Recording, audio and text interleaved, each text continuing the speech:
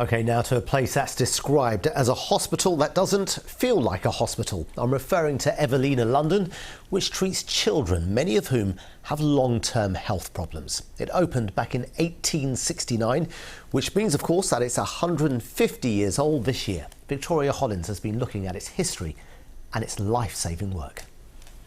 This was a hospital built from love, founded in 1869 in one of the poorest parts of Southwark. It was funded entirely by Baron Ferdinand de Rothschild after his wife, Evelina, died in childbirth.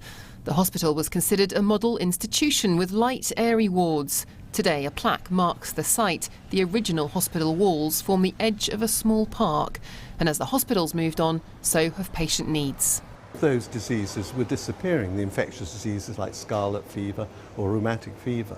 But what was then becoming important was the recognition that children with heart disease or kidney disease, which was my speciality, they required special provision and they needed to develop the special expertise to look after them. Doctors and nurses at the Evelina Hospital in London wear casual clothing and a helter-skelter takes centre stage in the lobby. The Evelina opened at its current site in 2005 with 140 beds. It was designed to be a hospital that doesn't feel like a hospital, an aim much appreciated by Isabel Everest, who's been a patient for 10 years.